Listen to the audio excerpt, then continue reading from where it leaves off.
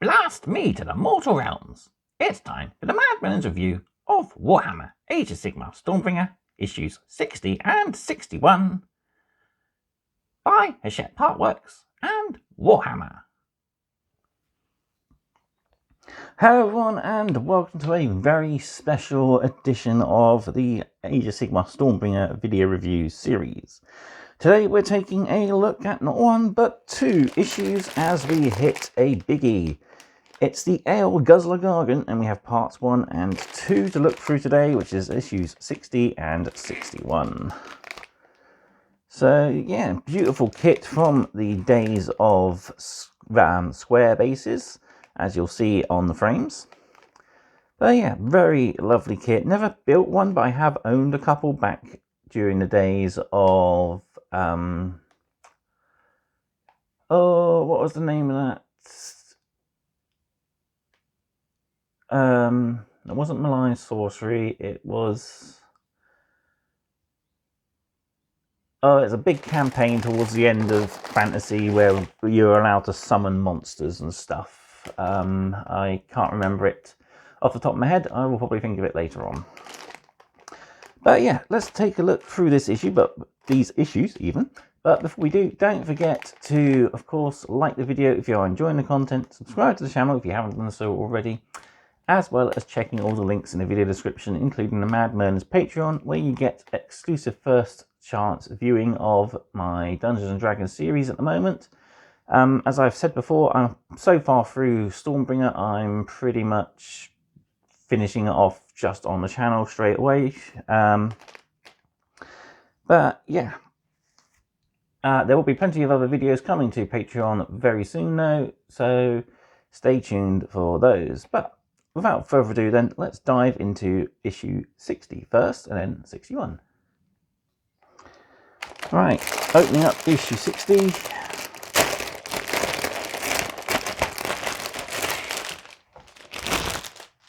So we got our issue, so we get the Aleguzzler Gargant. We learn about the sky fleets of the Caradrons, and we learn all of the importance of building in sub-assemblies. So we'll take a look at the frame first of all, so let's just zoom in a tad and we'll have a look at it. So as I was mentioning, this comes from the era of square bases. We got a rectangle base here for our giant to stand on for those playing in the era of Fantasy or the old world now. So this kit comes with a load of fantastic little extras. So we've got the main body of the Gargant plus legs. I believe he has 2 options of leg, one striding forwards, one standing straight on either side. So you can get various variant of poses, because you got 2 feet that are sort of mid stride and 2 feet that are very flat, so you can get a nice choice of different poses. Also, you'll notice we've got loads of little extras. We've got a squashed little grot there, we've got a skeleton sign there, and we have Johan the fleeing farmer, who's kind of a meme on his own. But yeah, we've also got loads of arrows that you could have embedded on our Gargant, or on the base indeed as well. And yeah, so you got right and left legs, parts 1, 2. Okay, so I thought it was 2 separate legs. It's all the same because there's his knee. So yeah, right leg, left leg, left leg. We do have choices of arms though. We got outstretched arms and we got bent arms, so you can have different poses there at least. And yeah, so you got choice of feet, 3-toed giant, or even a 4-toed giant there. I'm not too sure, but I believe on the other sprue there is options for hooved feet. Yes, there is. Just looking at it now. We'll have a look at that in just a sec. So yeah, you could even have it as a rather bestial giant belonging to the Beasts of Chaos. So yeah, there we have frame 1. And bringing in issue 61, we'll open up and we'll have a look at frame 2.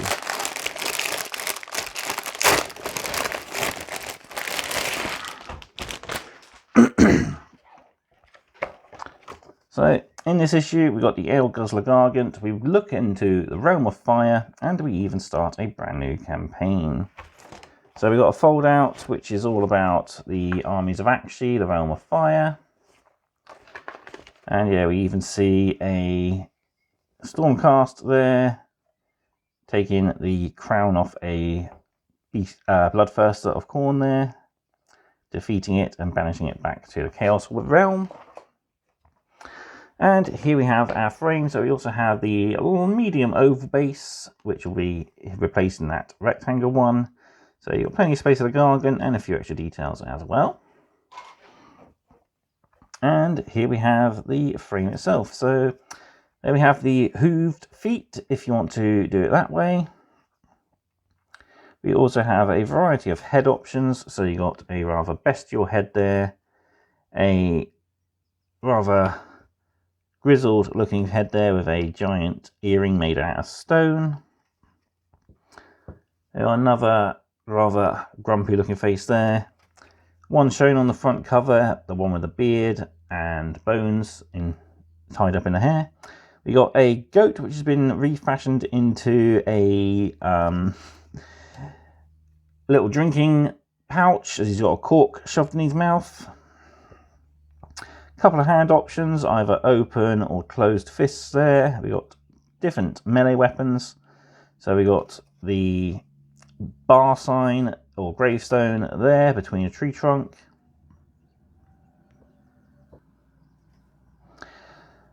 We've got the weapon laden tree trunk there.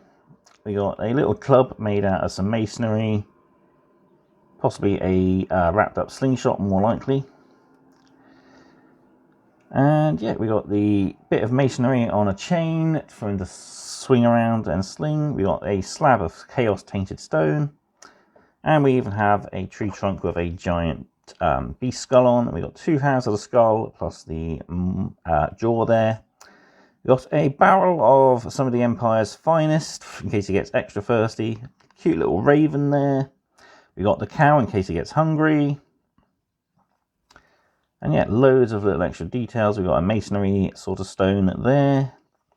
A gibbet or gibble, I can't remember the proper name. I think it's gibbet, with a skeleton inside. You got a collar as well in case you want to have him a pet giant. Chaos Warrior shield there, Empire shield. Yeah, just loads of little extra details. And even a Bretonnian shield there. That'd be quite handy for my Bretonnian army. Yeah. And his tongue, why not? So that's the two frames. A rather nice kit for its time. It's actually one of the more recent kits for fantasy, I suppose. 2005. Starting to show its age, but yeah, it still holds up rather well. As it is, of course, still in use today. And we have a cage here for our prisoner being put in as well. We even got another guy being picked up there. So yeah, loads of little details and a sack full of other unfortunate farmers and people he's picked up and shoved in, ready to snack on later. Right then, we got 2 issues to go through, so we'll zoom out a tad and we'll start looking at issue 60. Right, hopefully you can't tell, it's a different day, but here we are going to take a look through issues 60 and 61. Starting off with issue 60. So all we have to read is all about the Sky Fleets of the Kharadron Overlords. We have our collect build articles for the Aleguzzler Gargant, as well as a sub-assembly reminder. We learn a bit about glazing for when it comes to painting, and we have our brand new battle plan, Forged in War, the Winds of Change. So let's start by looking at the Sky Fleets of the Kharadron Overlords. The Sky Fleets of the Kharadron Overlords were initially formed to safeguard the Dwarden against the first incursions of Chaos. Now they have evolved into a major power in the skies above the mortal realms. They are the mainstay of the Kharadron Overlords' military and exploratory operations. So yeah, the Sky Fleets were originally created in order to whisk the Dwarden off the ground and away from the encroaching powers of Chaos, but they have since prospered from evolved from that to be prospectors of the skies. They harvest ether gold and have a huge fleet as well as a business off of it. So notable Caradron overlords are the captains of the Sky Fleet as well as engine riggers who are propelled by little engines or dirigibles there. So the Archanaut companies here, the Caradron code. So Archanauts are incredibly tough Dwarven troops. Their lives are given over to the service of sky vessels where they endure the appalling weather and cramped conditions. So yeah, we see Archanauts here in mid-battle. And we also see here another Archanaut fleet attacked by a Bloodthirster. Then we have a little bit here about the Perilous Skies. So not only powerful forces in the skies above the mortal realms, agents of chaos are as much a threat here as they were on the ground. Many Caradron sky vessels have been laid low by the followers of Tzeentch, riding in winds of their cursed flying discs. So yeah, it's not the safest, as they found out. Chaos will be everywhere. So yeah, you see one of the Caradron weapons there, which is pretty cool. Moving on to our collect articles then, so we've got our page for the Aleguzzler Gargant. Squish. A well-known Gargant quote. Aleguzzler Gargant's huge, a bit dim, and with a raging hangover. An Aleguzzler Gargant is a uniquely awful foe to meet in battle as they stomp angrily around, desperately searching for the cure to a pounding headache. Usually that cure is to make the headache even worse. So yeah, they're allies of the Destruction faction. They have their own faction as well, the Sons of Behemat, but they're often allied by Gloomspite Gits, who promise to give them potions to help cure their headaches. And over the page we can roll on the quirk table and his tactics table, giving him a name, and we've got the usual great deeds there to tick off as well. So we have a reminder about the importance of sub-assemblies and how to go about them. So push-fit assemblies, these are obviously the easiest to remove and reattach, as you just need to make sure you keep your pegs clean. So for example here, the Beast Skewer Killbow here. Then for much more detailed sub-assemblies, such as models that need to be glued, like Garviel Shurhot, I forgot his name. Yeah, Stormcast Blokey there, and parts of the Aleguzzler Gargant. So you want to make sure you clean up contact points, apply your glue, and then let it meld as normal. Yeah. So on the screw sub-assemblies, we've got another issue stuck together. That's lovely. So yeah, good idea to leave parts of the model attached to the sprue, such as the head here for this Vanquisher, which is a unit to yet to come. Nice that they're showing them early, pretty cool. And yeah, and then it shows us our finished models, what they look like. So yeah, pretty cool. Moving on, then we have our build guides for our Aleguzzler Gargant. So we got the torso and the legs there. Right leg, left leg. Then we've got options for hands, feet, arms, and heads as well. So make sure you dry fit components and find the ones you like the best. Of course, we are shown how to build a specific set combination, but you're free to make a change however you see fit. And yeah, our final assembly, attaching the head, the collar, the tongue, and hands and feet there. And then we got loads of additional accessories we can add to our Gargant as well to really add personalization to him. And there's Johan Stren, our fleeing farmer. And yeah, there's final assembly attaching all the smaller extra details. Moving on then, we have a technique page looking at how to glaze. So in this guide, you'll learn everything you need to know about glazing. This is a technique that allows you to build up layers of paint to gradually transition from one color to another, When you see the glaze keyword in the tutorial, you can use this guide to help you work out what you need to do. So for glazing, we're going from a pale purple here all the way up to a darker purple. So progressively glazing in extra colours. As you can see here on, I'm guessing that's the not Marshcrawler's log off, the Fist of Gork mount, the Maw Crusher from the premium kit. We see we're glazing onto the bold head there of our Gargant as well. And yeah, so we're glazing the flesh on our Marshcrawler slog off here. So we're building up from the pale into a rather pinky. And I must admit that is looking a lot better than what it was. So it looks really nice and pretty similar to the artwork as well now. And we can also glaze using contrast paints. So just continually applying a little bit extra, but reducing the area you cover every time. And you can glaze using base and layer paints. You just got to extra thin it. And we can see our Troggoth here looking a little bit more purple.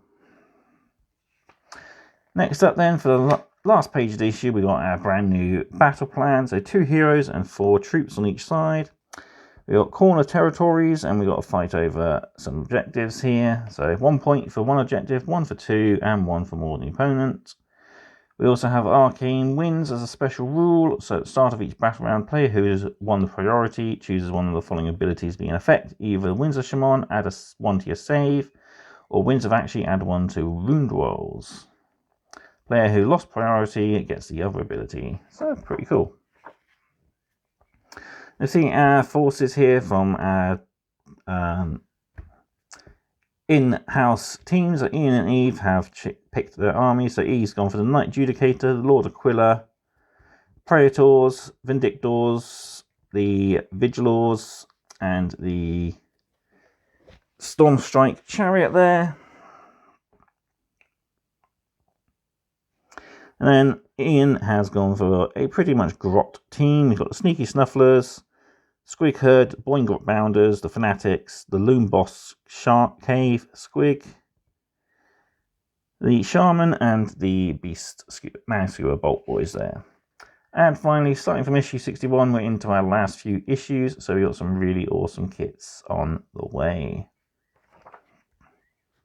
Moving on to issue 61. So, a little bit more to read in this. So we have Realm of Fire, we have the Armies of Actually, which is a fold-out, we have our paint guide, so bumper paint guide for the Aleguzzler Gargant, Order Tactics, our Raw Scroll for the Aleguzzler Gargant, and the Flame and Fury Impact Event, so a brand new battle plan. Kicking things off, we look at the Realm of Fire, or Actually. A blast of fire lights the skies above as ash rains down to the ground below. The heat from crackling flames is as intense as the passions and tempers of those who live here in Actually, the Realm of Fire. In this realm, the flames of war burn bright, and armies surge to meet each other with blazing fury and never-ending conflict. So yeah, one of the first realms to be explored in Age of Sigmar. The first edition of the game was set in Actually, seeing the first wave of Stormcast facing off against the Bloodbound of Khorne. So it's also a notable home to the Fire Slayers, who love the heat and fashioned runes out of Actually's lava. So the realm stone of Actually is Emberstone, or a rather orangey glowing rock there. And yeah, War in the Realm of Fire is battling both the elements and the enemies at the same time. So, moving on then, we got our How to Paint article for the Aleguzzler Gargant. So for the magazine's suggested build, we've left it in 4 sub-assemblies: the Gargant himself, the cow, the club, and the gibbet there with the skeleton. So we want to base the entire Gargant with Wraithbone before washing it with Rankton Flesh Shade, and glaze the skin with thinned Wraithbone on the higher parts. Moving on, we're going to pick out his hair with Abaddon Black, any bones and teeth with Wraithbone, as well as his toenails. Picking out his trousers and loincloth there with Abaddon Black, Inky by Darkness on some of the patches, as it's a very patchwork set of trousers. Also picking out Baraknar Burgundy on some of the other parts. Corn Red for the scale armour there. Raven is picked out with Abaddon Black. Picking out all the stitching of Wraithbone, Mephiston Red on the small shield on the upper arm, yellow on the one on his leg, and green on the remaining shield. And the statue we're picking out with Dawnstone, Agrax, and a dry brush of Corax White there. Cow, picking out Corax White before we pick out patches with Abaddon Black. Catch and Flesh for the hooves and horns. Catch and Flesh for any ropes holding up his trousers. Catch and Flesh or Wraithbone, whichever you prefer. Wraithbone here on some of the other straps just to help differentiate colours. Catch and Flesh on the wood. Lead Belcher on the skeleton's gibbet there, as well as his collar and any nails. Finally, then we got armour pieces and swords to be picked out with silver before we start our shading process. So our metal details, wood details, and corn red details, as well as our trousers and the cow are all picked out with non-oil. Agrax Earth Shade on our red shield, Chthonian Camo Shade on our green shield. Icon Flesh Shade on any bits we've picked out with Avalanche Sunsets, like the gentleman's shirt there. Skeleton Horde for all the areas we've picked out with Wraithbone. Baraknar Burgundy to tidy up and relayer the trousers. Inky by Darkness to relayer the loincloth. Balor Brown to highlight the brown straps. Stormhost Silver to highlight metal areas. Ogren Camo on the green shield. Dawnstone on the beard and trousers and a little raven. Slash Grey highlighting the Baraknar Burgundy details. And Wraithbone to highlight the Avalanche Sunset details. And when you're finished, this is what it should look like. Base him up using our usual basing method. And we'll come back and add some extra highlights in a future issue once we get a few more colours. So we've got a nice 360 sort of view of him. So nice reference photos to look at for when you have finished and check you haven't missed any details. Pretty cool. Moving on, we got some tactics looking at our Kharadron Overlords this time. So we got one for the Fundrix Profiteers. So they're an anti-horde unit with lots of specialist weapons. They have good ranged attacks, but they aren't the best in melee, as they only have 2 really that are good in close quarters combat. But yeah, they're also pretty excellent objective holders due to their durability. And finally, we also have a tactic for the Grunstock Thunderers. They're good at range, they're also pretty durable, but they are slow, so you want to make sure you get them down on the objective. If you have a larger Kharadron Overlords army, it's a good idea to put these guys in a transport vessel so you can drop them over an objective or have them acting as gunners as you slowly maneuver over the battlefield. Next up then, we got our our war scroll even for our Aleguzzler Gargant. So his movement is a specific number depending on how much damage he's taken. Wounds 12, 5+ save, and 6 bravery. His massive clubs attacks are also dependent on his wounds, as is the damage of his headbutt. So all his attacks are 2-inch range. The headbutt has 1, as does the mighty kick. So the massive club hits on freeze, wounds on freeze, 1 rend, 2 damage. The headbutt 4 to hit, 3 to wound, -3. And the mighty kick 3 to hit, 3 to wound, -2 and D3 damage. So depending on his wounds remaining, his movement is either 8, 7, 6 or 5. His massive club's attacks are either 5, 4, 3, 2. And his headbutt is 4, 3, 2, 1. So we also have the Drunken Stagger rule. So you can attempt to charge if you are within 18 inches instead of 12. In addition, roll 3d6 instead of 2d6 when making a charge roll. However, if the charge roll for this unit includes 3 dice that show the same number before modifiers, this unit cannot make a charge. and in that phase, and players must roll off. The winner must pick a point on the battlefield within 3 inches of this unit. Each unit within 2 inches of that point suffers D3 mortal wounds. You got the awesome Stuff 'em in the bag. After this unit piles in, you can pick an enemy unit within 3 inches of it and roll a dice. If the roll is at least double that model's wounds characteristic, it is slain. And finally, Timber. If this model is slain before removing the model from the battlefield, the players must roll off. The winner picks a point on the battlefield within 3 inches from the slain model. Each unit within 2 inches of that point, and that is not a Gargant or Mega Gargant, will suffer D3 mortal wounds, and then the model is finally removed. Then we've got our usual tutorials, so Stuff 'em in the bag and Timber there, as well as his Drunken Stagger. So we have a brand new battle pack. This is Flame and Fury, so we're looking at a battle in the realm of fire now. So moving on to a brand new battle area. So using this battle pack, we have the usual pick an army, casualties. A player's army contains any units that were destroyed in previous battle that you have played in this battle pack. The player's opponent receives additional command points to start the battle. Okay, so it's nice. It's sort of linking everything into a more cohesive story, which is pretty cool. We have battle traits as usual, so players can use battle traits with units regardless of any other units in your issue, because everything is considered being a Stormbringer unit. You have your enhancements, your battle plans, and then the battlefield here as well. So our first mission is the Impact event.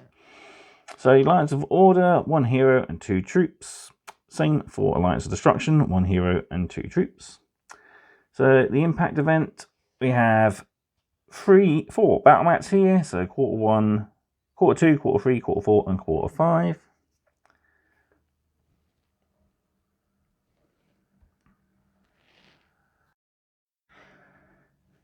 And we have our victory points here. So 1 for controlling at least 1 objective, 1 for 2 objectives, 1 for more than the opponent. Then we have the Meteor Shower. At the start of each battle round, player who won priority rolls dice. On a 1, nothing happens. 2 to 5, each unit in the matching quarter of the result rolled suffers a mortal wound. Then if the result is 6, each unit on the battlefield will suffer a mortal wound. So yeah, pretty cool. Additional rule there, that's pretty cool. Now we got a mustering a battle, so we have our heroes and units and whether that unit has been destroyed.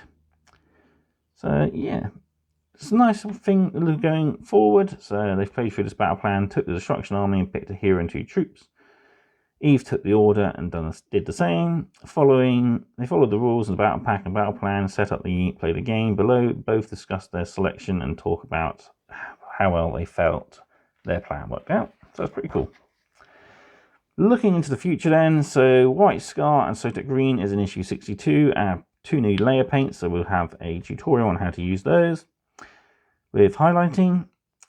And we also have in issue 63 the Argonaut Admiral, so our last Karajan Overlord model, and a pretty impressive one at that. We'll learn more about the different skyports, and we also learn about the factions, the Head Knights of Slaanesh.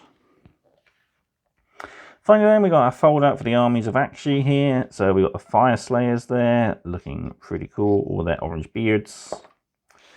We got Hammerhal Aksha, of course, one of the biggest cities of Sigmar, one that is spanning between 2 realms, thanks to a realm gate at its heart. We got the Scions of the Flame, who are a chaos following cult, who follow Hashut, a ancient Dwarden god. Yeah, they're pretty cool. So we see the Great Parch here. So Hallowheart, Anvilgard, Hammerhell Aksha even.